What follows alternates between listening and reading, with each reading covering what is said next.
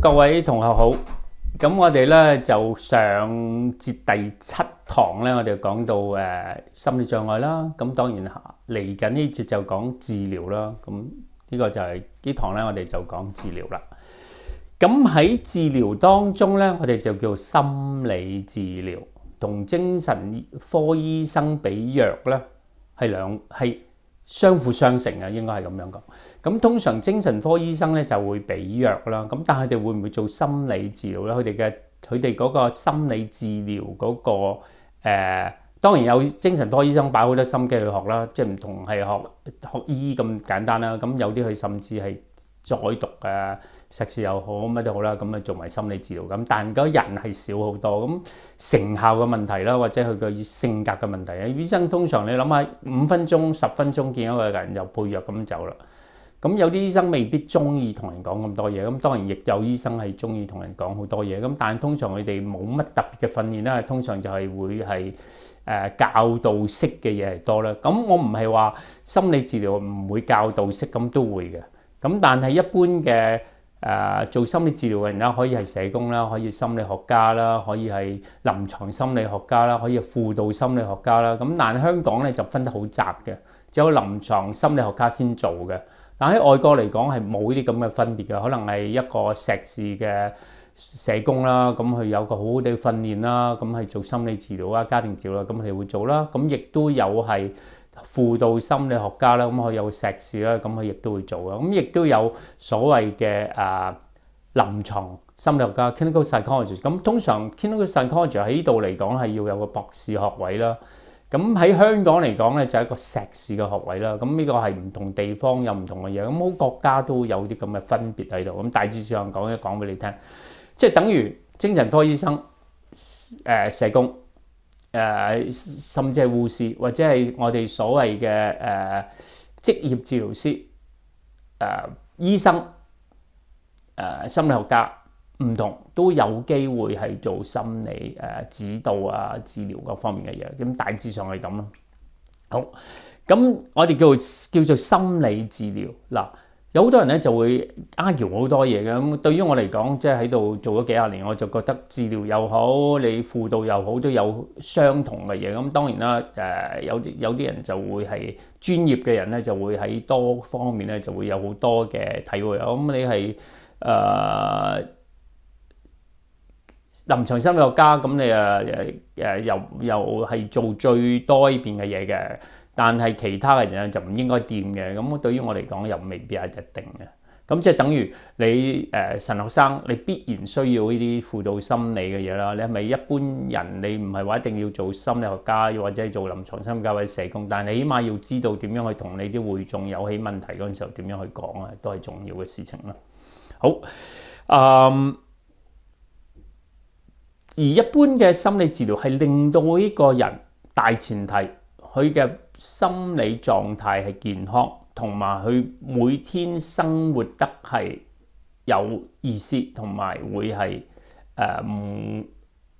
心理狀態好起嚟、好翻嘅，同埋係有效果地生活嘅。呢個就係最終嘅目的。咁而喺當中咧，係大部分都係用講嘅説話去治療呢個人嘅。咁即係話，我哋要諗得清楚，即係話個腦有好多神經嘅所謂嘅嘅腦神經或者一啲嘅細胞喺度啦。咁係用藥物去調節佢嘅情況係點樣？咁心理學家係講説話，講説話係咪真係得嘅咧？咁我做咗咁多年，我覺得係得啦。點解會係得咧？因為你嘅腦係好似好多電腦當中其中一個功能咧，就學習一啲所謂嘅 program 方程式啊。咁呢個方程式係紊亂咗有問題嘅話，我亦同你講，或者叫你調教你諗嘢，調教你嘅性情啦，調教你嘅行為，咁令到你呢啲咁嘅方程式裏邊有好多嘅 bugs 都可以除 bugs 咁樣咯。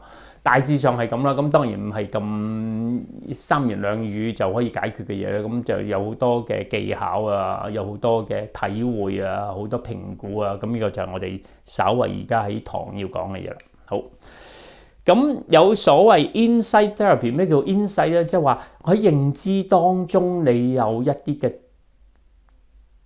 突然間，你會體會到一啲嘅事情嘅。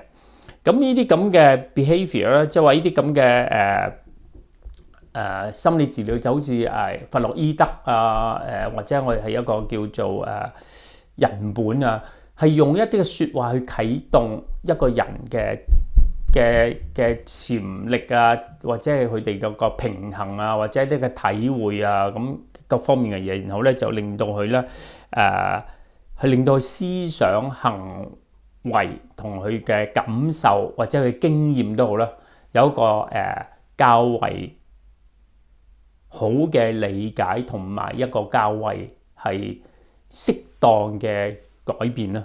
OK， 好，咁另外一個 action therapy 咩行動式嘅治療咧，就係要佢喺行為當中要做啦。點解行動方式要做咧？如果你叫個3歲、4歲、5歲細路仔慢慢同佢講説話，佢唔明你噏乜嘢。但如果你叫佢，你不如跑步啦，你不如每朝起身係呢個時候起身啦，你跟住嗰個次序啦，你坐喺度讀書嗰陣時候，將所有嘢攞走，淨係對住嗰本書15分鐘，唔好做咁耐，令到你係冇心機。嗰咪行為嘅治療咯。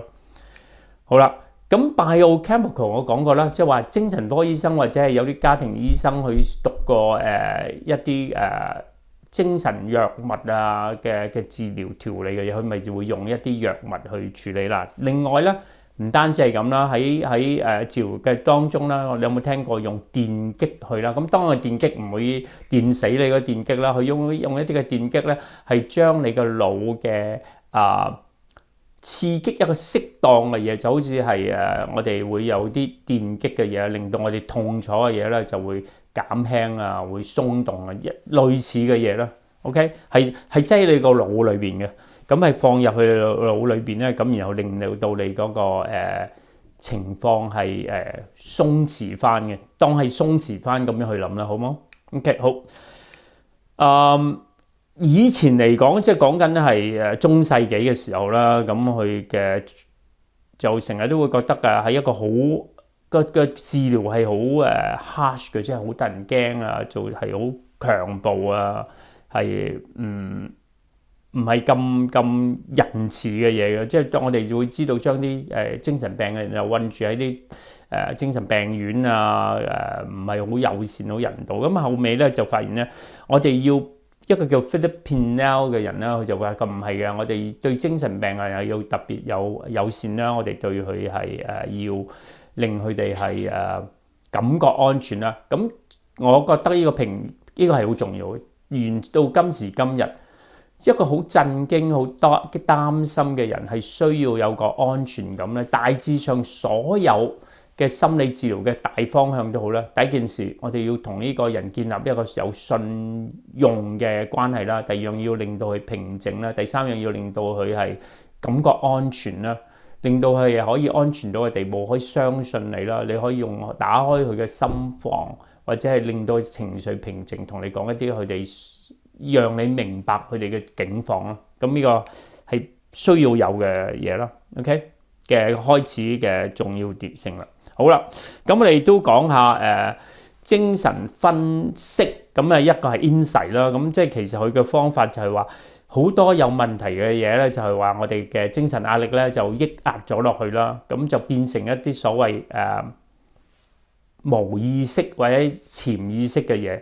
咁即係話第一件事，我要打開佢嘅心房，讓佢體會到嘢，然後由無意識當中咧就傳遞到去有意識啦。嗱，呢個解釋就係咁啦。即係譬如你細個俾人蝦得好緊要，咁你就將一啲呢啲咁嘅心理狀態就抑壓咗落去啦。咁你又唔知道點解而家行為上嚟講，你又係好乖巧嘅，突然間你又會唔開心，突然間你會喊，突然間你有啲咁。如果我讓你明白哦，原來就係細個俾人蝦，然後咧你就有一個咁嘅模式去有人去大聲同你講嘢咧，你就無端端會喊啊。譬如係咁啊，咁你就會知道哦，原來係咁樣嘅。咁我明白咗咧，咁佢就會改變啦。即係當時嚟講，你要記住呢啲咁嘅治療係大概100年前嘅嘢。咁通常咧唔知道變成有知道嘅時候咧，我哋就能夠去體會去解決啦。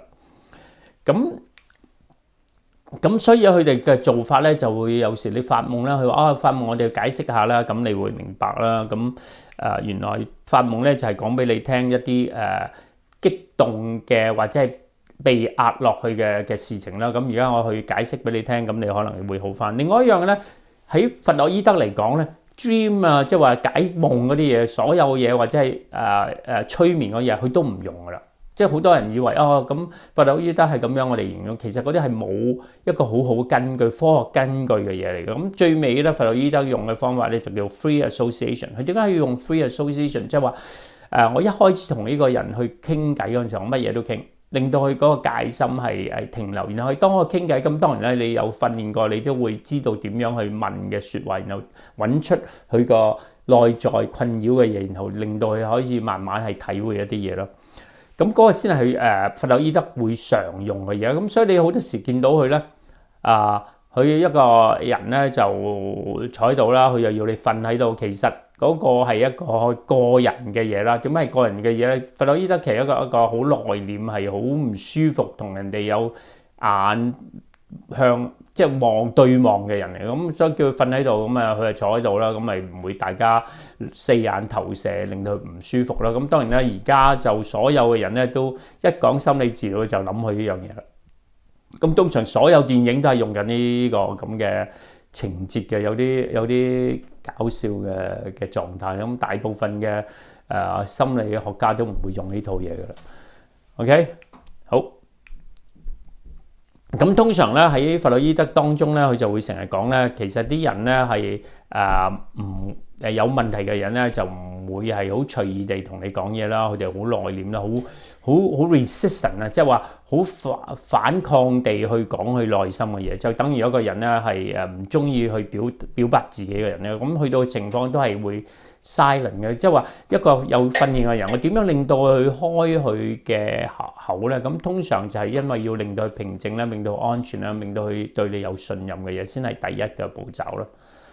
咁而好多時都係任何一個治療當中，喺我自己嘅體會當中，都係必須要有嘅。咁另外一樣嘢，佢就會講到 transference。咩叫 transference 咧？就係喺你人同人之間咧。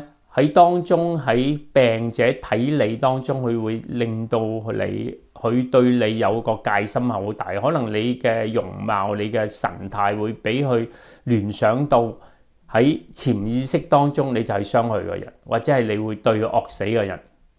咁呢個就係由一個好負面而重要嘅人對佢一啲嘅傷害。咁然後見到一個 authority， 即係一個專家，佢都會有咁嘅反應啦，咁所以第一個情節就係讓佢安全平靜，然後咧講到佢內心嘅説話。咁呢個就係弗洛伊德要做嘅嘢。但係而家嚟講就唔會再係最多嘢。佢通常咧佢就會講話一個人嘅成長喺佢嘅成長當中受到好多坎坷嘅嘢啦，無論係窮啊、貧窮啊、唔足夠嘢，或者俾爸爸媽媽鬧得好緊要，或者冇錢，或者甚至俾人蝦霸個嘢啦，就令到佢咧有所謂對某啲事情係特別敏感嘅。咁即係特別敏感，而家我要開解佢，都係要讓佢體會到呢個事情同而家嘅事情係咪有掛鈎咧？咁呢個都係要會做嘅嘢啦。好啦，咁所以喺情況嚟講，即係話心理治療説話當中係唔係一個直接嘅，即係話旁擊嘅嘢啦，即係唔係一個non-directive， 唔係直接嘅。因為直接嘅人咧，通常我會問你：喂，你細個係俾人蝦過，有冇俾人侵犯過？啲人通常都係會防範自己當中係唔會講出嚟嘅。咁所以變咗就係一個 non-directive， 即係話一個旁擊嘅方法啦。咁就慢慢去問啦，問啲係相似但唔係直擊嘅嘢啦，咁佢就會喺周邊嘅嘢慢慢講出嚟，咁佢感到安全咧，咁你就可以係測量到佢，或者係做一個所謂 interpretation， 你講翻俾佢聽嘅情況係咁，然後即係所以變咗係一個對答。但喺弗洛伊德嘅所謂精神嘅psychoanalysis 嘅當中咧，就會係專家式咁樣去解答好多嘢咯。呢個就係一個唔同位置嘅嘢。而後另外一種咧就係好 directive 啦。而家嘅嘅情況咧就更加 directive 啦，即係而家我哋嘅知識啊，我哋嘅水準高咗，好多時咧你唔問嗰啲人咧，可能你上網問咗好多嘢啊，咁你可能係更加直接，可能當你同佢嘅關係能夠有個友善啊、好安全嘅情況底下，你可能更加直接去問佢一啲嘢啦。OK， 好，呢個就係我哋講完嘅第8課嘅第1節。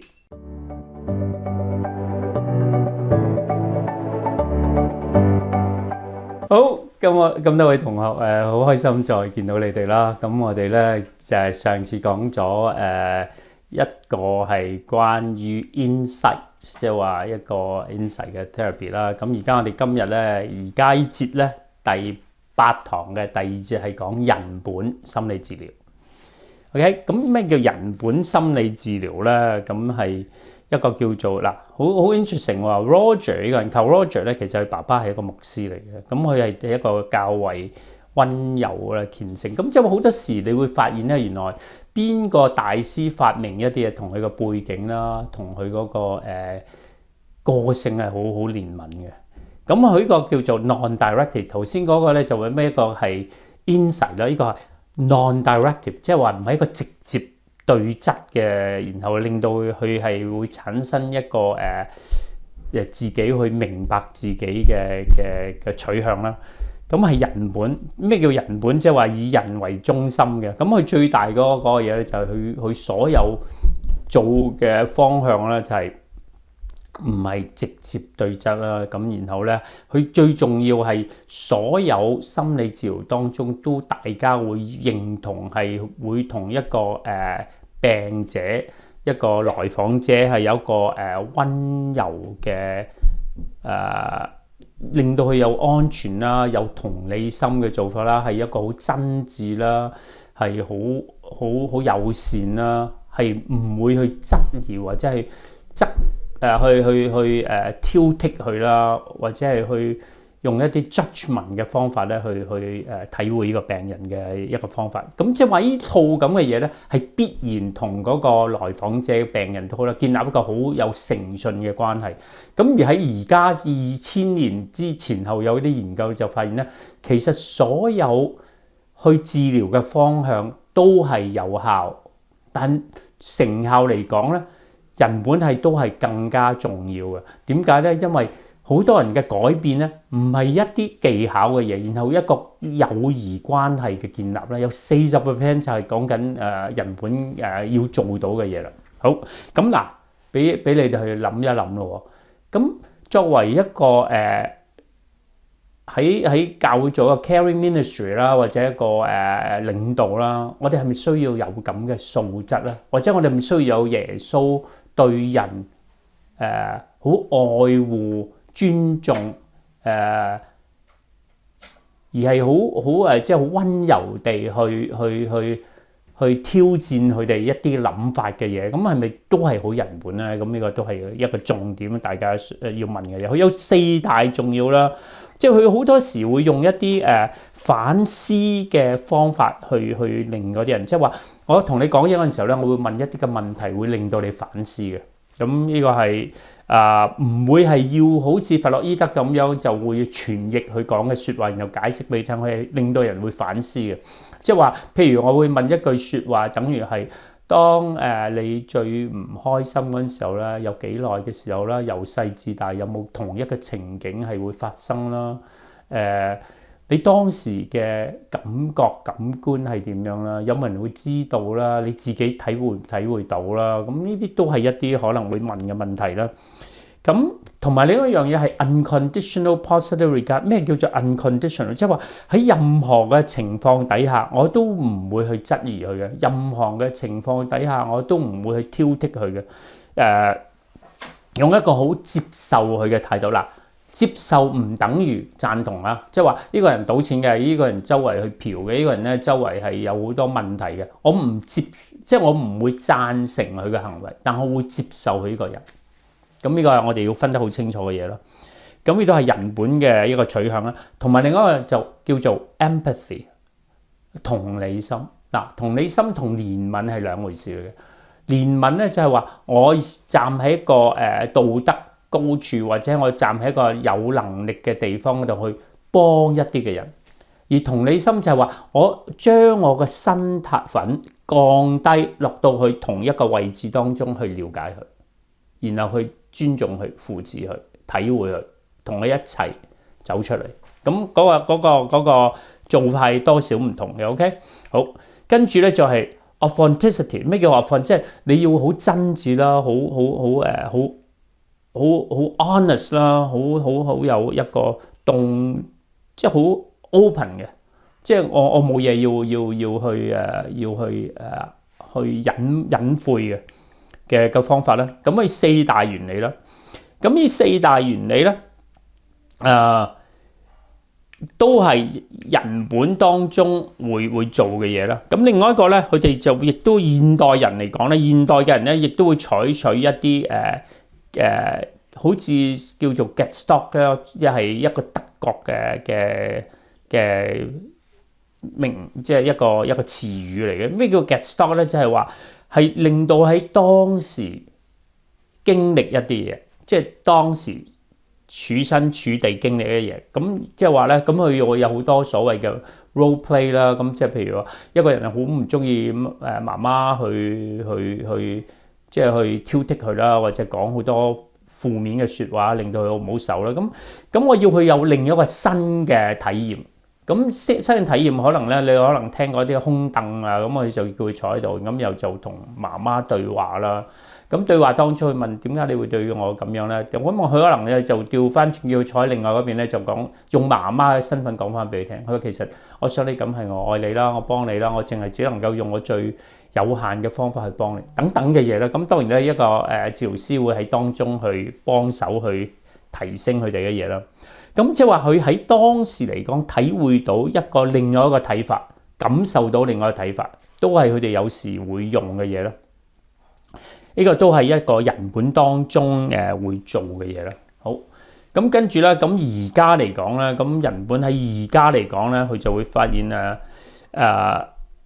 佢唔係一個係用一個理性研究，好似我哋另外會再講就係一個認知行為治療啦。咁佢好多研究咧，呢個咧就係較為係用一啲有智慧啦，有哲學性嘅方向去同人哋去講一啲説話啦，令到佢啟發或者係反思一啲嘅情況，然後自我，因為佢哋人本係會認定人係會自己調節，人喺一個好嘅關懷一個嘅情況底下，佢哋自己會揾出自己嘅問題，同埋佢哋亦都會解決到自己嘅方案。OK， 好，咁呢個就係人本會做嘅嘢咯，即係話佢哋會喺任何嘅情形當中，佢就會去聽啦，用好少去剖析嘅方法啦，令會問一啲好似啟動式啊、古仔式啊，即係你好似嗱，呢個係好相近嘅耶穌基督講一啲嘅古仔啦，咁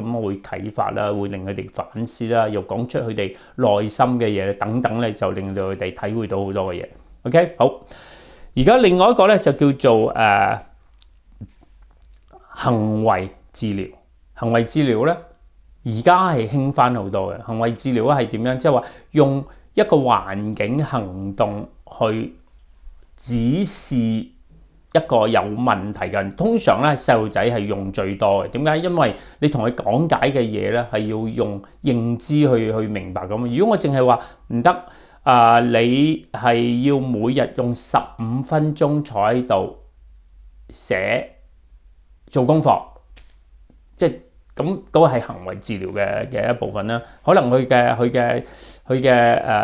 習慣係好差嘅，好夜瞓啦。咁我哋要去幾點瞓覺啊？點樣安排時間表？全部都係行為治療嘅嘢嚟嘅，或者係一個衝動或者有過度活躍症嘅細路仔咧，會教媽咪同佢出街嗰陣時候就佢好中意摸嘢掂嘢，你就要佢擺隻手喺個袋嗰度啊。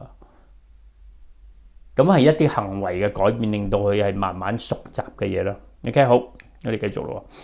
咁呢個喺而家嚟講咧，就叫做一個行為嘅治療法係好多嘅，特別喺邊度有成效咧？特別喺過度活躍症啦、學寫障礙啦、有啲叫做自閉症嘅小朋友啦，咁用呢啲咁方法係有效。咁當然啦，另外一個係配合嘅就係家庭治療。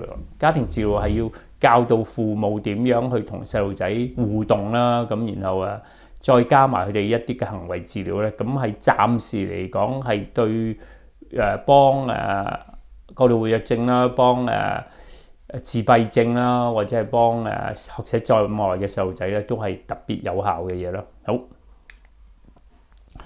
咁你有聽過咩叫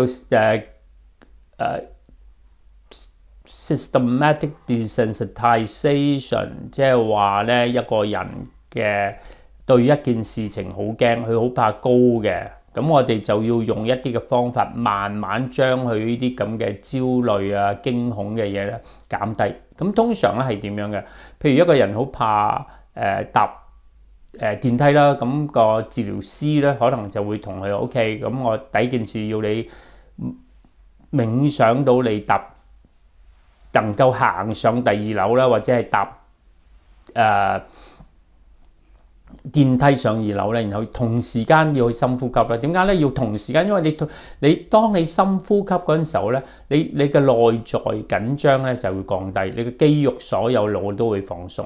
然後要去想下去點樣去做。第二件事可能就 OK，咁我就同你行去 lift 口嗰度，企喺度望一望，然後深呼吸睇下你嗰個移上去嘅一樓嘅狀態點。第三樣嘢可能我就陪你坐喺個電梯裏邊，要你繼續深呼吸，然後一路就去到二樓啦。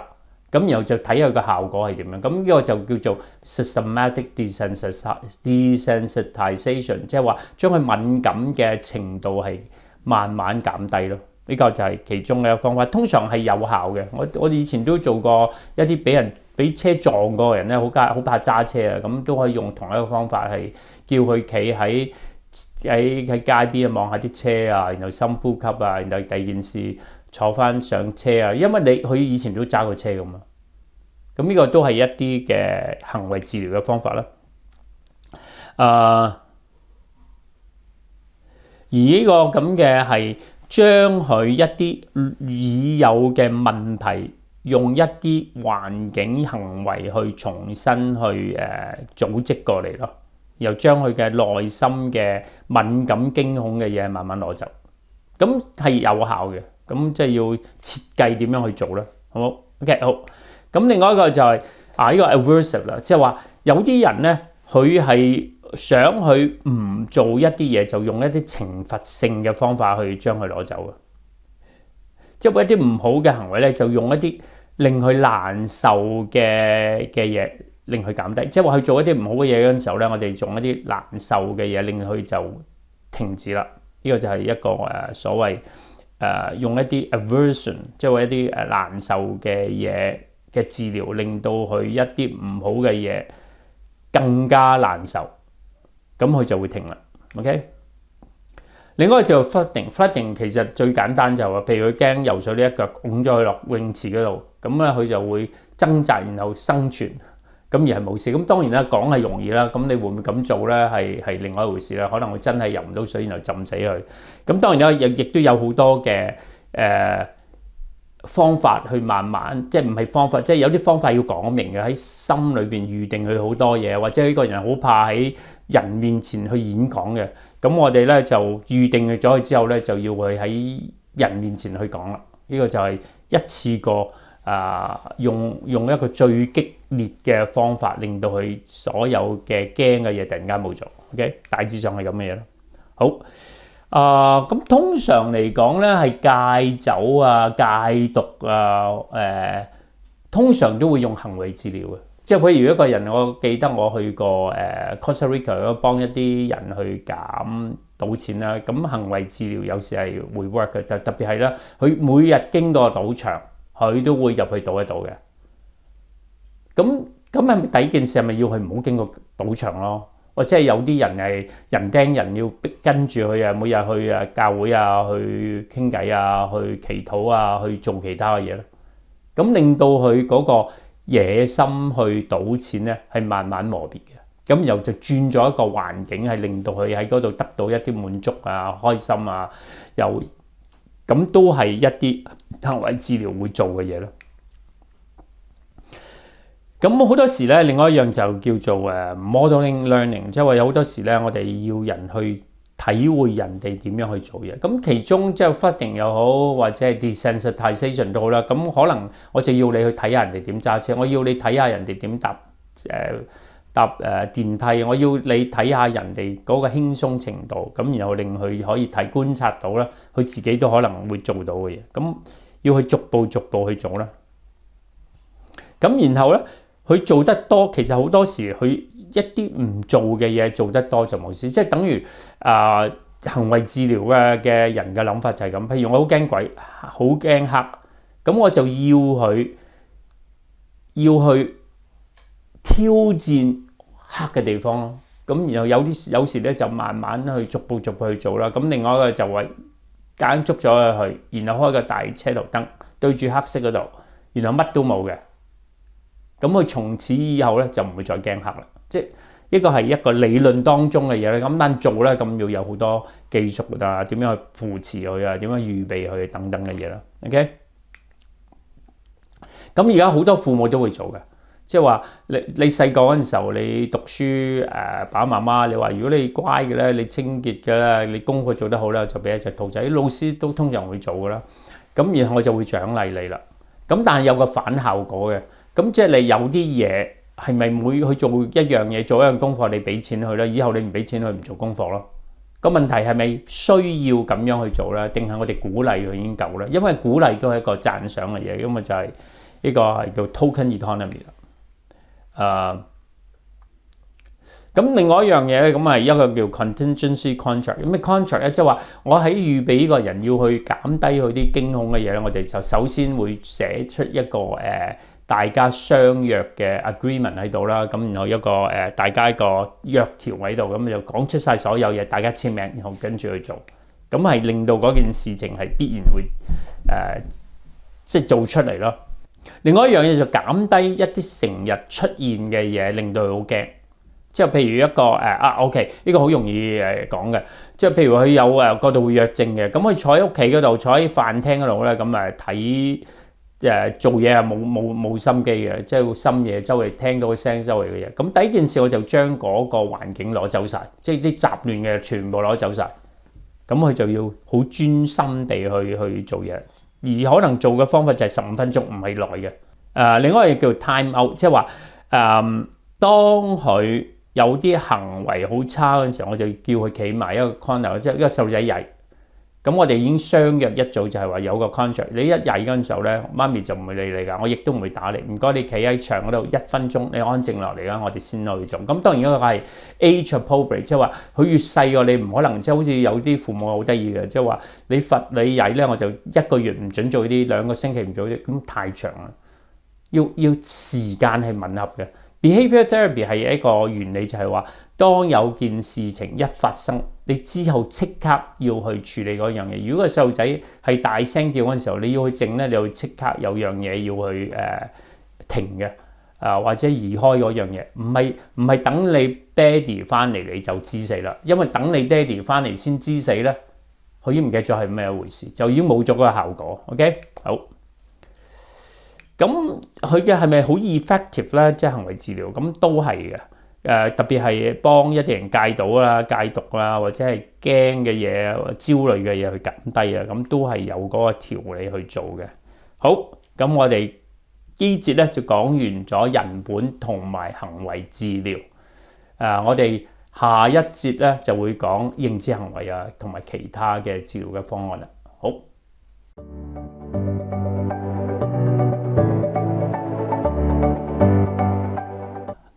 大家好，咁我哋咧就繼續講埋第8堂嘅下半節，都係講翻係心理治療啦。心理治療係五花八門咧，咁佢咧就係好多種類啦，咁大話即係好幾百種啦。咁當然啦，當家嘅就係、或者講一講啦，就會有係行為認知行為一個大派系嚟嘅。咁另外一個咧就叫做人本啦，我哋已經講咗啦。人本有 Gestalt 啊，咁然後跟住咧就係、所謂嘅而家新現代嚟講咧，可能係有啲叫做情緒焦點治療啦。以前咧情緒喺認知行為嘅當家嗰陣時候咧，係你覺得好難捉摸，即係情緒你內在嘅情緒係點樣去捉摸佢咧？咁仲有咧，情緒係近呢不嬲都有嘅，但近呢20年咧，我哋多咗啲腦嘅研究啦，咁就發現你情緒嘅起伏咧，你同你個腦嘅起伏咧係可以睇到，咁所以就更加容易去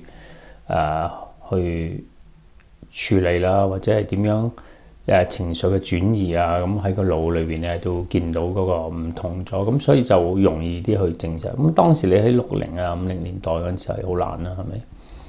咁然後就仲有就係弗洛伊德嘅現代心理學嘅開始咯。咁大致上係咁嘅嘢啦。咁當然嘅後期咧，咁你有家庭婚姻治療啊，咁或者我哋有時間我都講一講啦。咁Christina 會喺relationship 嘅嗰度會講嘅，所以我都拉一拉，因為嗰個都係一個好大嘅組別。好，咁我繼續講翻認知行為。咁認知行為治療當中咧，其實有個叫做rational emotive therapy， 咁都係認知行為嘅其中一個分支啦。你當佢即係一個派別，但都係認知行為嘅。咁咧，佢就會話 rational， 咁 rational 即係話你係咪一個頭腦清晰，係講道理啦，即係 rational 係一個嘅，同埋 emotive， 即係 emotive 就係情緒啦。咁即係佢就會有一個對照喺度，即係話若果你係一個好情緒化嘅人，或者係你一個係認知係好 strong 嘅人咧，咁係有個對照喺度。咁通常嗰個年代50、60、70年代、80年代咁，梗係講認知啦。認知可以佢哋嘅睇法就係帶動情緒嘅穩定，即係話你情緒好差喎，我諗下係其實我唔應該去受情緒影響嘅，我諗嘢係要清晰啲嘅。咁個就係佢哋嘅主流啦。咁同埋另一樣，點解認知行為，即係成個香港嗰啲兩中大港大都係淨係學認知行為嘅啫，即係 CBT 佢成套，因為我都喺香港做過嘢啦，咁都督導過中大港大嗰啲咁學生，佢成套嘢即係由開始成個碩士啦，成個碩士就係講認知行為每一格嘅嘢啦，每個部署嘅點樣去做啦，點去做。點解即係認知係重要？因為你因為做 research 係簡單好多啦，即係你嘅認知點樣，你嘅意識係點樣，你嘅 value 係點樣，你點樣諗嘢咁。講到情緒點去揾先得㗎。咁所以而家即係好多時認知行為當紅咗，而家都係嘅，都係一個大派系，就係因為易搞咯。即係人嘅易搞就容易做研究啦，容易做研究咁，你可以落分定啦。咁你走去做一啲情緒啊，或者內在嘅一啲嘅情況，咁係好難去做研究噶嘛。咁所以點解佢哋會當紅咗咁耐，就可以係咁解。同埋都唔難去掌握嘅。佢最大嘅理論就係話 A、B、C、D 啦。A 就係話一樣嘅事情發生啦。B 就係你行為啦。C 就係你嗰個諗法啦。D 可能就係一個後果咁上下，即係譬如話你今日行出街，有個人望同你打招呼，咁你好開心，係咪？今日行出街，有個朋友唔同你打招呼，你就好唔開心，覺得唉死啦，係咪我有嘢問題？咁即係話一個連續一個啦。咁我而係話，只能夠係意識嘅正確性咧，就能夠去處理情緒一啲嘅負面嘅情況或者負面嘅諗法，大致上係咁。OK， 好，咁咧REBT 咧，咁即係話係認知行為其中一種，佢最大嗰個分別咧，就同上一節講過就話 CBT 咧，咁你有好多嘅謀思喺度，一啲謀思就令到你出現好多嘅人生嘅問題啦。OK， 譬如佢話我覺得我樣樣嘢都唔好嘅。咩叫樣樣嘢都唔好？即係話佢 over generalization，即係所有嘢都係一係黑就一係白嘅嘢啦，非黑則白嘅嘢啦。咁人生唔係非黑則白咯。咁而呢個人咧，即係佢個名叫 Albert Ellis， 嗱，即係 REBT 嘅大師咧，就會係佢係好諷刺性地去挑剔，或者係話哇你咁嘅諗法係好神經刀喎，你咁樣即係佢用呢啲咁嘅方法去令到人係去體會到佢哋嘅問題喺邊度，或者你係喺度一個自戀嘅諗法喎，即係譬如佢咁啊，當然啦，你要諗下50年代、60年代、70年代，你當然可以咁講。你而家試下你用咁嘅方法係咁講，咁當然我哋唔需要好似佢一樣咁啦，都可以用佢嘅方法，但係佢嘅態度啦，同佢嘅説話挑剔嘅方法咧，可能喺現代人嚟講係接受唔到啦，可能就會俾人告啦。咁所以有一樣嘢可能大家都要睇到就話，人嘅事情啦，或者係人本事情，所有嘢都係向前一路演繹嘅。咁變咗即係啲治療嘅方向啦，同個文化咧都會係掛鈎啦。OK， 好，咁佢就會去幫即係挑剔佢一啲challenge 啦，或者一啲嘅即係好有問題嘅想法，令到佢哋嘅生活環境、情緒各方面都好差啦。咁我就會挑剔一樣嘢，咁然後咧就重新有一個正確啲嘅諗法咯。即係話，譬如我用一個例子話，你覺得你由細至大黑仔，咩叫黑仔先得㗎？咁點解你會繼續生存咧？如果你咁黑仔嘅話，咁你唔係100%黑仔啦。如果你真係咁黑仔，你就會唔喺度啦，係咪？咁即係話佢會用呢啲咁嘅方法，要重新佢哋係唔係喎？咁我會同佢講，喂，咁你讀書你考試做人考試咁大話300次啦，咁你肥咗幾多次啊？你肥咗10次，咁你都唔係覺得你自己咁黑仔或者咁差咯，係咪啊？即係相對上嚟講，咁佢就會用呢啲咁嘅方法，令到嗰啲人就會醒過嚟，重新再諗過佢哋嘅一啲謀思，係令到佢哋生活得係唔健康嘅。OK， 好，咁佢嗰個而認知行為係特別啦，嗱係其實都合理嘅，即係對佢哋即係大致上嘅，對於我嚟講都係佢嘅抑鬱啦，或者係有啲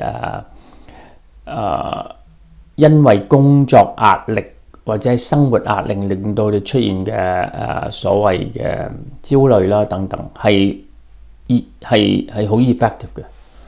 特別係佢後邊一個個案當中，唔係有好多複雜性嘅嘢啦。點為之唔係複雜性咧？即係譬如佢可能成長得 OK 啦，幾好啦，屋企人對佢幾好啦，佢有人錫佢啦，佢內在嘅世界係平安安靜咁。但係過去嗰5-6年，因為要爬上去啊，有細路仔啊，要結婚啊，咁令到佢就好鬱結，或者有啲精神嘅抑鬱啦咁。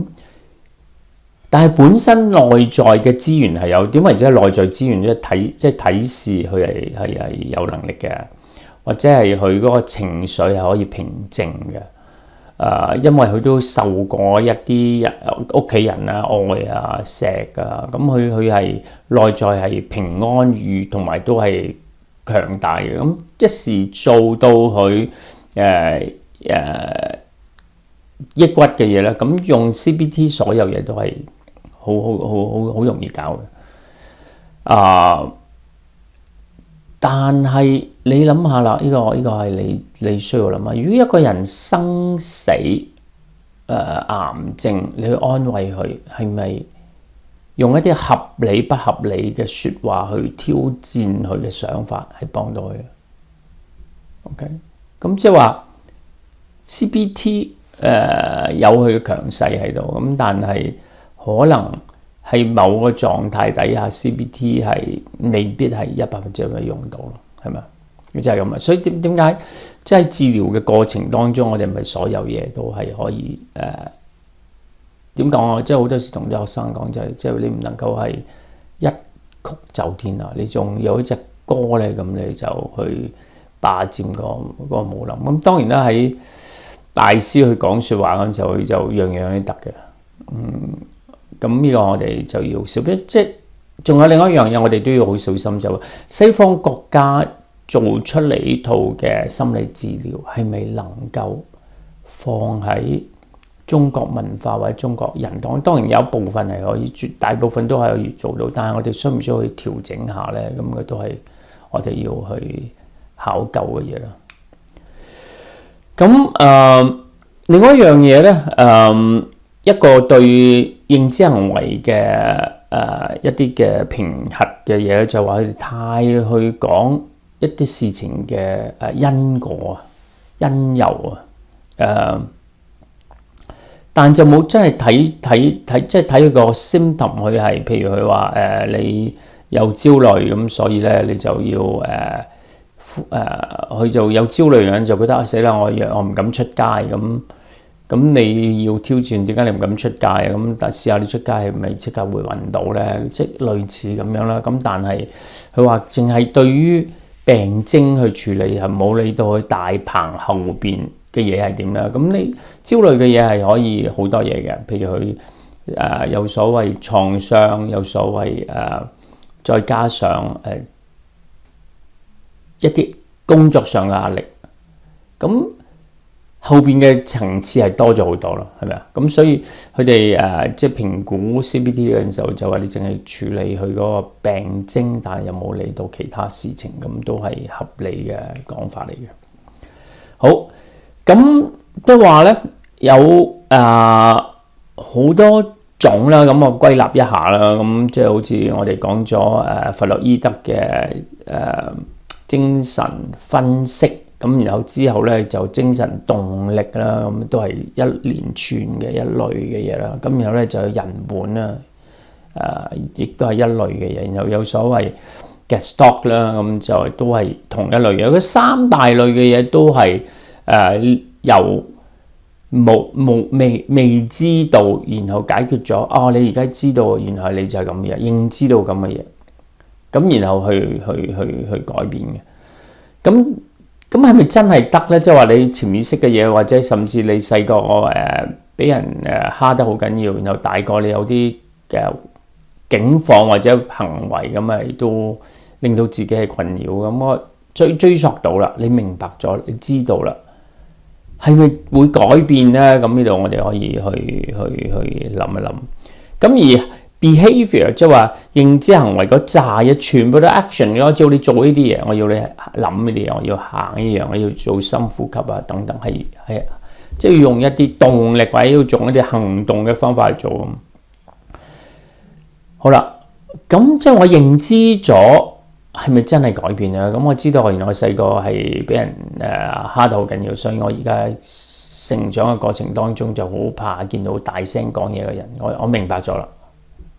我係咪真係可以改變啊 ？OK， 係咪我哋要再行多步咧？再行多步嘅意思就係話你改變咗，但你要有勇氣，知道你以前好驚，而家都驚，但係唔係真係有實在嘅事情去驚。你係咪有勇氣去對一啲同你講好大聲嘅人，你好怕嘅人，然後去重新去讓你自己係對怕嘅事情係再唔驚咧。咁咩叫要行動係緊要，即係譬如我怕一樣嘢，我就要面對佢。咁所以我認知未必等於係面對，即係話係咪兩者要夾埋先會係重要咧？咁啊就係我哋需要睇下點解有咁多類嘅心理治療，咁但係我哋係咪需要有啲嘢融合喺裏邊咧？咁呢個都係我哋需要去考究嘅嘢。好啦，咁我哋講咗個人嗰啲啦，咁我哋即係治療當中咧都有團體嘅治療㗎。團體嘅治療啦，就譬如一個家庭，咁但係一個家庭咧就係更加喺團體當中係特別啲嘅一個治療嘅方案，但係即係起碼家庭嚟講係有血緣嘅關係啦。OK， 咁而另外一班人從即係組織埋嚟，譬如有我哋去組織一個喪偶嘅輔助小組咁啦，好咩？咁我哋要即係佢哋有個唔係血緣嘅，係唔同嘅人經歷一啲喪親嘅嘢，咁然後咧我哋就要擺喺一齊去俾一個支持嘅小組去咯。咁嗰個係有啲嘢唔同啦，係咪？而如果家庭治療咧就唔係一個人㗎啦，即係話成個家庭啦嚟啦。OK， 咁一組人咧。有可能6到12個，或者係8到12個，或者係15個以下嗰啲嘅組啦。OK， 太大嘅組咧，又未必幫到人，因為你通常而家現代人嚟講，2個鐘頭已經好長啦。1個鐘頭，你諗下你上堂咁2個鐘頭，你坐到尾嗰陣時候，你已經覺得好悶啊，或者你冇晒心機啊咁。但係喺個組當中，可能都係質個半2個鐘頭嘅啫喎，頂籠。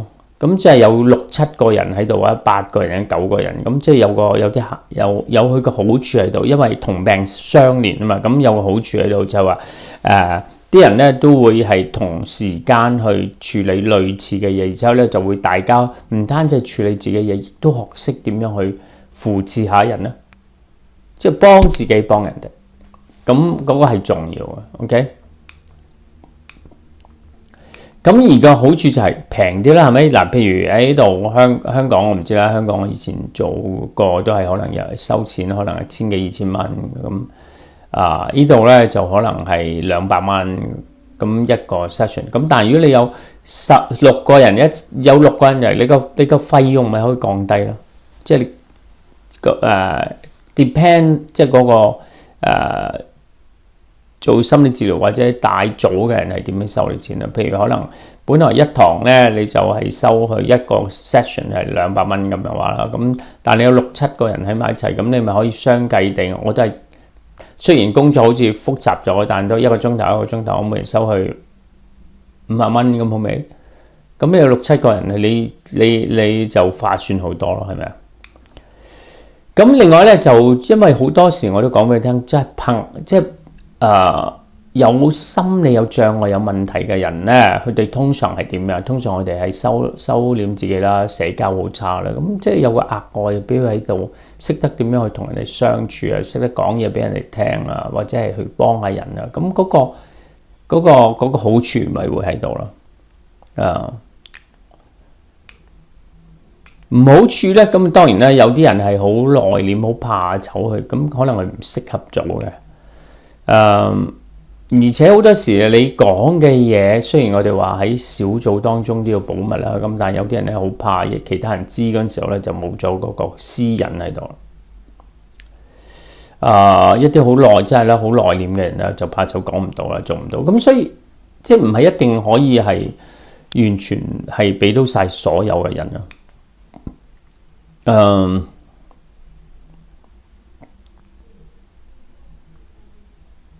有啲人咧就佢哋嗰個嚴重性啊，即係話突發嘅嚴重性，或者佢真係好抑鬱得好低，冇晒 energy， 咁佢哋又去唔到小組，或者有啲人係有精神分裂啊，咁啊做唔到啦。咁有啲人咧就可能有好多創傷嘅嘢，仍然係好acute， 即係話當時間嘅嘢，咁又未係可以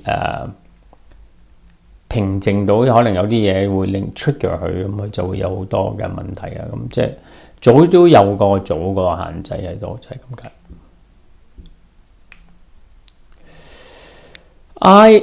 另外咧就可能你有冇聽過 eye movement desensitization reprocessing 係一個 Francis Schaeffer 個女嘅 clinical psychologist 發現，佢話咧原來咧我哋隻眼咧夜晚瞓覺咧係唔單止會發夢咧，發夢嗰陣時我哋隻眼係咁樣移動嘅，有時係咁樣，即係 depend 每個人啦，有咁移動向上下咁移動，好快嘅，或者係兩邊咁移動。咁而估計嗰個移動咧，就係其實將每日碰到見到嘅嘢去消化。咁唯一我都講過有創傷嘅人咧，佢嗰個記憶嘅分佈係好冇秩序嘅，全部留喺嗰個感官嗰度，即係話有個車撞埋嚟。你嘅感官係強勢，令你心跳啊、血液膨脹啊、肌肉膨脹又彈過去，但你嗰個記憶係冇層次嘅，係混亂一片嘅。記憶有層次就係而家我同你講嘢，咁你諗或者你而家好忙或者好攰或者係你嘅回應都好啦，係有層次嘅。但創傷嘅面對嗰個受刺激嘅嘢係好似一個大炸彈爆炸。咁你係好驚啦，咁嗰個記憶係分裂得好緊要，全部係想生存跑出去，係驚恐、焦慮、唞唔到氣。咁嗰個記憶係分亂得好緊要。咁佢就發現，如果我能夠好似用夢咁嘅方法咧，係做一個叫嗰個人睇住我哋手指咁，然後猛喐得好快，咁然後個人隻眼又繼續咁做，然後佢發現有個可能性喺度，就係嗰啲創傷嘅記憶，好似喺咁樣嘅情況底下咧，係好似疏導咗，情緒係冇咁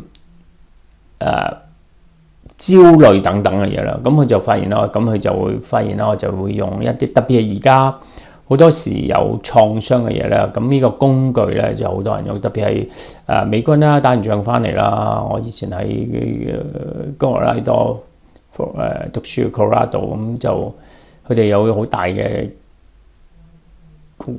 空軍又好，陸軍又好嘅地方喺度啦。咁你通常打完仗啲人咧，就可能要見心理學家幫佢處理下啲嘢。咁佢哋其中一個去幫佢哋解決一啲創傷嘅呢個就係所謂嘅eye movement desensitization reprocessing EMDR。咁佢哋都會用呢套嘢去做嘅。即係講咗咁多嘅心理治療嘅工具啦，佢係咪有效咧？一個總結啦，咁啊做過好多研究，就係有心理治療去康復人嘅心理嘅問題係整體嚟講係好過冇嘅，即係有效啦。咁而70到90% 嘅人咧去參與唔同種類嘅心理治療咧，佢都會有嗰個改善。而且有個正比例，如果佢係唔係一堂過兩堂過，而係留喺度有幾堂啊，或者係再耐，即係睇佢個複雜性喺邊度啦。咁佢哋嗰個痊癒嘅能力都係好啲嘅。所以好多時咧，心理治療可以唔需要食藥物嘅治療，但係佢嘅進度係存在嘅，或者係用心理治療再加藥物，咁都係可以相輔相成地係有進步嘅。咁當然啦。好似頭先我講話認知行為對抑鬱對焦慮可能會係好啲嘅。咁我亦都講咗，如果喺個創傷傷亡嘅嘢，可能人本會好啲喎，或者係人本加上存在主義心理學嚟講係好啲，因為講人生嘅生死啊，佢哋嘅損失啊，我都即係佢嗰個loss 喺邊度啊，或者係人生去到某啲嘅點，我哋點過啊？人生有冇意義啊？咁所以 CBT 未必係所有嘢都係 work 就係咁嘅，即係話唔同嘅種類嘅治療嘅方案，可能對唔同嘅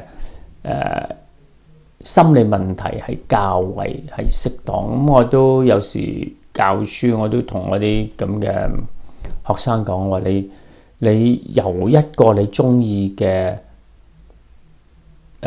理論開始做得好純熟，然後跟住你真係要用第啲一路加上去咯。你係唔能夠係一曲走天涯嘅。OK， 即係譬如有啲好複雜性嘅嘢，咁又即係會係家暴啊，然後又會係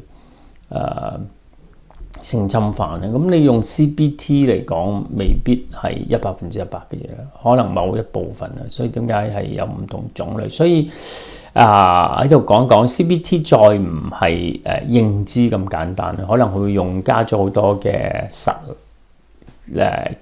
踐嘅經驗喺度。譬如佢有叫做 schema 嘅，咁佢就會首先好似加咗一個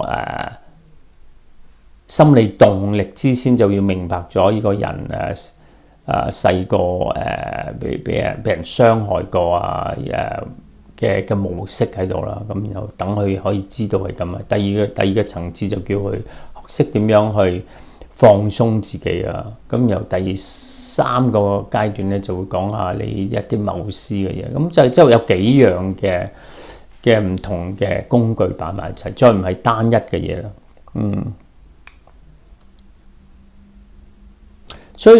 所以點解即係話用一個工具，我哋都係要適當地係咪呢個工具啱一個案主咧？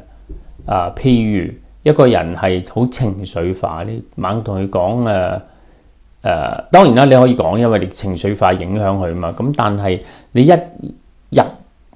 切入點，你就話佢嘅謀思啊，令到你唔開心啊，咁未必係一定最好，可能係更加有效嘅方案，可能就係情緒焦點啊，同佢剖析下情緒嘅過程係點樣啊，等佢學習到係佢而家有啲困擾嘅嘢啊，等等嘅嘢咯，所以都係需要一個適切嘅治療嘅方程案咁去處理。咁而最好有效嘅咧就係，其實你每一個人都係好獨特嘅，咁係你幫你嘅案主去建立一個改變嘅方案啦。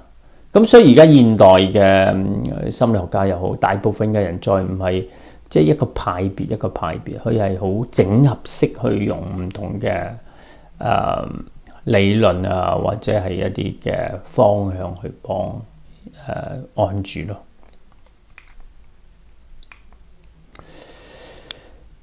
所以整合式嘅心理治療大致上係現代嘅心理學家又好，心理治療師都好啦，或者社工都好啦，都會係用咁嘅整合式啦。即係整合式又唔能夠話佢哋即係唔同嘅櫃桶抽唔同嘅藥出嚟啊，撈埋一齊都唔係嘅，即係要有個層次嘅。譬如好似我哋首先一個好驚嘅或者係受創傷啊，一定要好人本啦，即係要令到佢安全啦。咁第二樣嘢，咁如果係好情緒化嘅，咁我哋可能喺個第二個層次當中，等佢了解情緒嘅要疏導啦，去認識呢啲嘢，或者係一啲創傷令到會係點啦。咁然後我哋要可能會用CBT 嘅工具啦，要去平靜啦、深呼吸啦、放鬆啦。咁由先去到一個比較性嘅嘢，即係話以前係咁，但而家係咪咁咧？你可以點樣建造你利用你自己嘅資源去成為一個更健康嘅人？即係可能一步一步咁樣係有個整合式去處理，唔係呢度抽啲嗰度抽啲嘅嘢啦。所以好多時我開始一路即係講嗰陣時候，我都講得好清楚，話要記住雖然人本嘅方向唔係個個人會用，或者唔係個個人想用，或者佢有其他獨特嘅喜好，一啲唔同嘅治療方向啦，但係佢最終即係話點樣建立一個人同人一個好友善啦、好關心啦、好尊重啦，或者好明白或者好同理心呢個關係係好重要啦。而發現呢樣嘢，即係我都可能都提過一個研究，就話呢扎咁嘅質素嘅嘢啦，就能夠啟動咗40% 嘅有效嘅情況。之後就可能係一啲嘅心理治療嘅工具啊，譬如話我哋要做深呼吸啦，我哋要做認知嘅嘢等等等等。OK。好啦，咁我哋都講過少少即係文化嘅嘢啦。咁文化嘅嘢同埋男女啦，咁我都有啲體會喺度。咁我自己覺得，即係個年長啲嘅男嘅心理學家啦，咁可能係咪同一啲好後生嘅病人係掛鈎得好容易咧，或者適當咧，有時可以嘅，即係我自己啲嘅 client 但係有啲嘢未必係好適當嘅。譬如佢係呢個年輕嘅女仔係好內斂啦，有所謂，即係佢哋好怕醜啦，好怕暴露自己嘅嘢啦，同男士喺埋一齊會更加啦。咁年紀大可能未必對佢哋有效啦，或者即係嗰個即係建造一個安全穩定嘅輔導關係可能係難做到，咁點解唔揾個女嘅去做咧？咁呢個就係 gender， 即係話男女有別，有時我哋需要去明白。我記得我出道嗰陣時候咧，都發現嗰樣嘢，特別係有好多受過創傷啊、被人欺凌啊或者性侵犯嘅女仔，特別係越細嗰紮咧，佢哋係越難跟男嘅 therapist 去共事咯。或者個家庭主婦係受一啲嘅家暴啊，咁可能都難嘅，可能更加容易係一個女性嘅治療者咯。咁但係我有時我亦都會去挑戰呢樣，我通常我都會係咁講，即係我會話嗱，你唔好覺得唔舒服同我一齊共事係唔緊要嘅，我最緊要係幫你去揾一個適當嘅女性嘅 therapist。但係我亦都會咁講，但如果你能夠同我共處去處理呢啲嘢嗰陣時，都係重要嘅。點解咧？因為你人生女性嘅另外一半就係男人啦，即係有50% 嘅男人，你都要同佢一齊生活㗎，咁你都要適應㗎，你唔可以一路驚啊！調翻轉一模一樣啦，即係我對男嘅都係咁講啦，即係你都要適應地去同異性嘅人去相處啦。OK， 仲有另外一樣嘢，我都會挑戰下佢哋嘅，我特別係後生女嗰啲女性嗰啲，我就話：如果你能夠講翻俾我聽，或者我講嘅説話你唔贊成啊，咁可能對你嚟講係更有成就啦。咁通常喺即係喺文化當中或者喺語言當中都係有一啲障礙嘅，譬如我係中國人，要見個加拿大籍嘅人講英文嘅人，咁可能語言上文化上有啲障礙啦。咁仲有個 social class， 你記住，大部分做心理治療嘅人都係即係你諗下攞個碩士，咁你閒閒地都會有啲所謂知識分子嘅背景啊。咁你係咪能夠真係見到一啲blue collar， 即係話一啲係工人階級或者無業嘅人士嘅幫到咧，或者大家可能有啲格格不不入嘅嘢，或者去睇你覺得話你班人有錢過我嘅人會唔明白我咧？呢個都要考慮嘅嘢。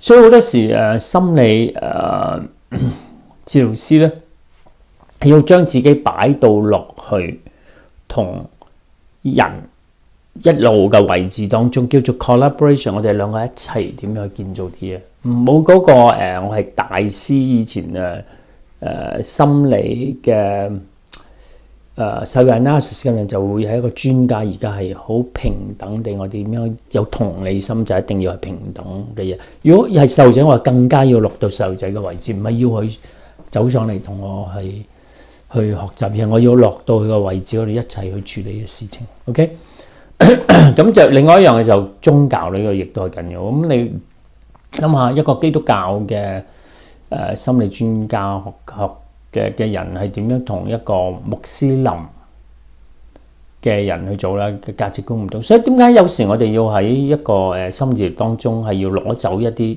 價值嘅嘢，而係我哋需要就係要用一個關懷愛心去體會呢件事。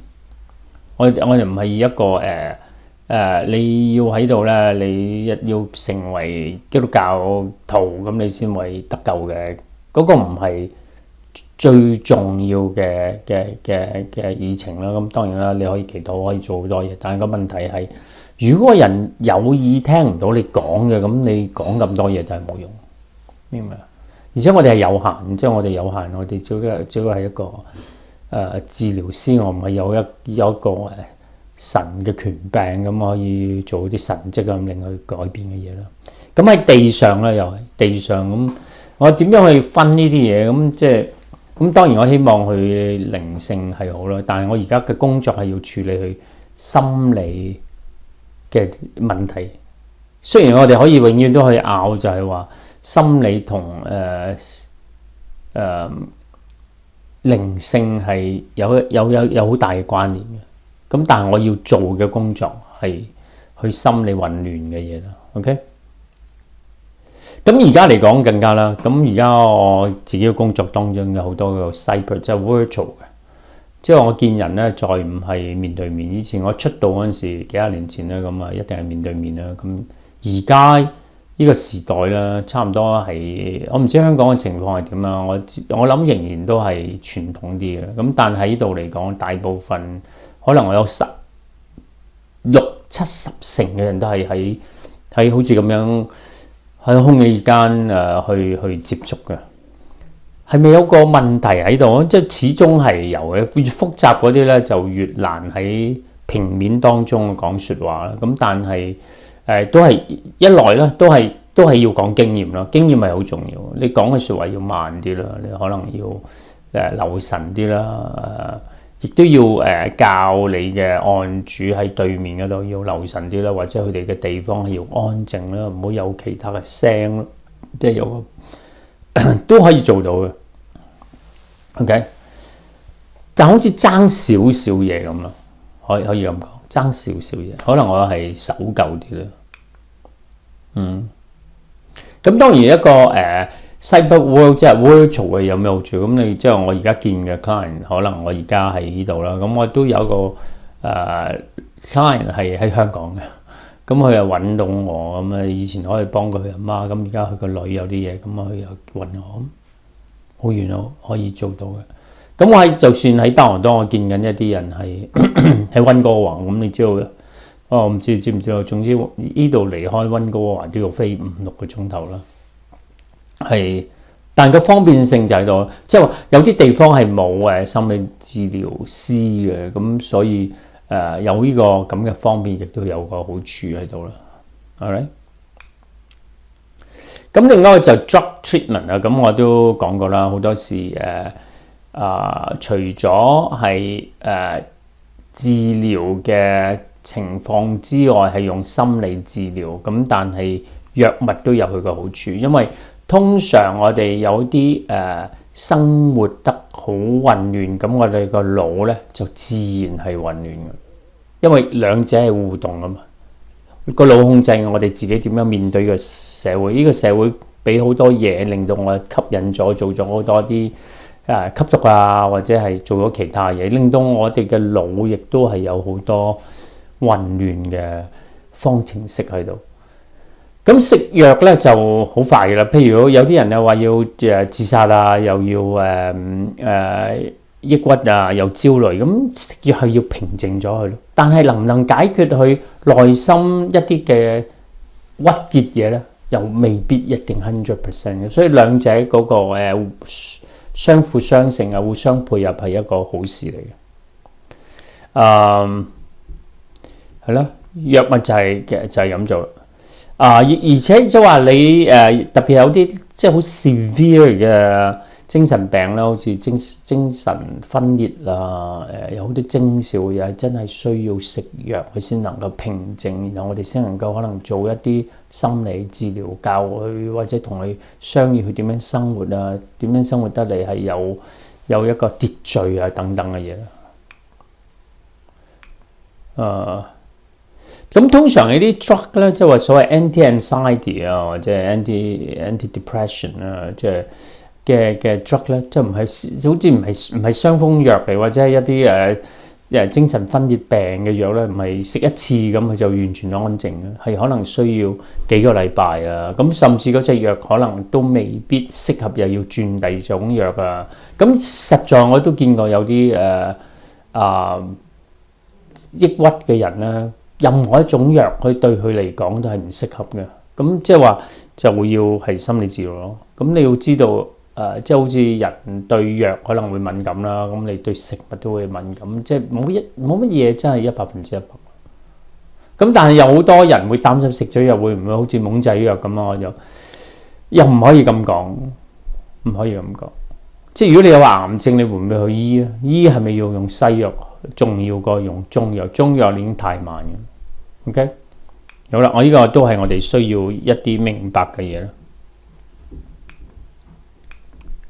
好，咁藥嗰度咧，我就嗰度有一連串藥啦。咁你可以喺你嘅嗰度睇一睇啦。咁但係係你上網都睇到嘅啦，即係話邊類藥係幫邊類嘅心理問題咁，你都係睇到。咁另外最後一個咧就係 electroconvulsive 啦，即係話你可能睇過一啲心理嘅或者心理嘅片段啦，咁有啲人咧就有抑鬱得好緊要啊，或者有精神分裂啊等等嘅嘢啦，咁佢就會用一啲電擊。如果電擊係鬆弛佢嗰個腦裏邊一啲好即係刺激翻佢一個活躍佢嘅電率啦嚇，可能 current 啦，咁但唔會電死人嘅，唔係會電到頭髮都黑晒嘅，唔係嗰啲嘢嚟嘅。咁嗰個我哋都需要一啲嘅明白啦。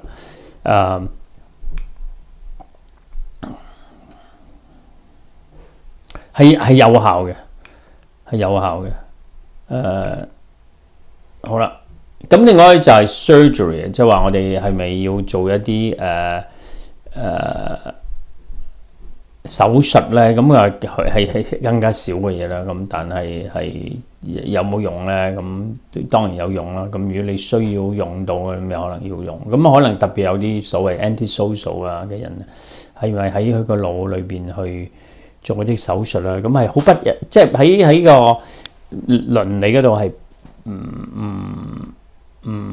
係有問題嘅嘢嚟嘅，即係話有個人係一個躁狂去強姦人嘅嘢，我哋但係你唔俾佢藥咧，佢就係日日就去打人啊，日日去搞嘢，咁你係咪真係需要俾藥佢咧？呢個都係一啲倫理上不斷質疑嘅嘢，咁但係你唔俾佢咧又唔得，咁我都見過類似嘅人啦，或者係係真係需要，如果唔係咧，佢就喺日日就即係控制唔到佢嘅情緒，或者控制唔到佢性嗰個需要，係需要啲藥去幫佢。OK， 呢個都係一啲嘅我哋需要明白嘅嘢啦。咁當然嘅藥俾細路仔係咪有問題啦？咁係要好小心，即係佢哋係未必適當地係要用精神科醫生，唔係就咁普通嘅醫生你可以幫到佢啦。咁即係唔同嘅藥就要睇精神科醫生點樣去體會嘅啫。呢個好啦，呢個就係咁多類嘅治療嘅方案啦。咁希望大家都可以喺當中係領到一啲嘢。好，咁我哋第8堂嘅下半節第2節咁就喺度完啦。未完之前啦，咁我哋都希望大家有份功課。咁嘅功課咧就好容易嘅，今次你諗下所有治療嘅方向啦，咁你用你自己一啲嘅體會反思，邊一樣你覺得係適當你為人或者你個性，或者邊樣嘢你覺得係可以可行同埋係做到，同你而家作為一個教會嘅執事又好，領導又好，或者未來嘅牧師都好啦，咁係點樣去運用呢啲咁嘅治療方案，令到人嘅心係更加平穩，然後更加有機會去接受靈性上嘅洗禮啦。咁呢個都係我想要你哋去體會嘅嘢。好，就今次就完啦，拜拜。